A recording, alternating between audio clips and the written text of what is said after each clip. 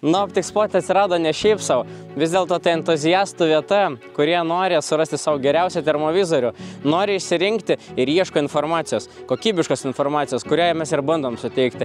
Mes nesiūlom vien tik tai nusipirkti produktą, o siūlom išsirinkti produktą pagal save, pasikonsultuoti ir išsiaiškinti, ko jam iš tikrųjų reikia.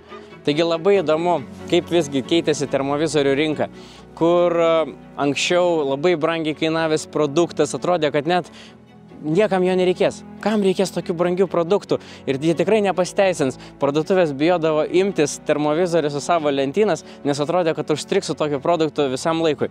Dabar tai yra karščiausias ir labiausiai parduodamas produktas rinkoje, nes kiekvienam medžiotojui reikia termovizoriaus. Termovizorius tau gali atverti akis naktį, tai reiškia, kad tu gali gauti labai daug, didžiulę naudą.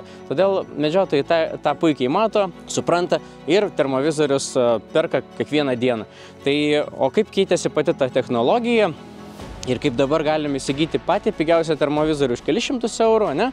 Ir kaip premium kokybės termovizorių galim įsigyti nuo 2 iki 3 tūkstančių eurų, kas šiai dienai jau tampa norma, nes anksčiau 15 tūkstančių litų tai atrodė milžiniški pinigai, dabar 2000 ar 3000 eurų tai nėra ta suma, kuri atrodytų milžiniška.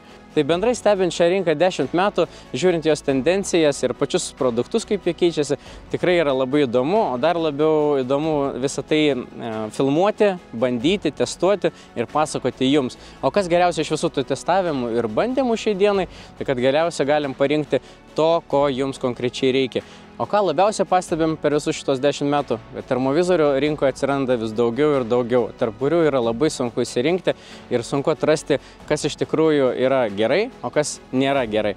Tai geriausias momentas yra tas, kad šios 10 metų testuodami termovizorius matome visas jų tendencijas, tobulėjimą, augimą. Taigi, sekite mus, žiūrėkite mūsų kanalą, skambinkite mus ir konsultuokimės. Taip geriausia pasieksime rezultatą kartu. Ir iki kito karto.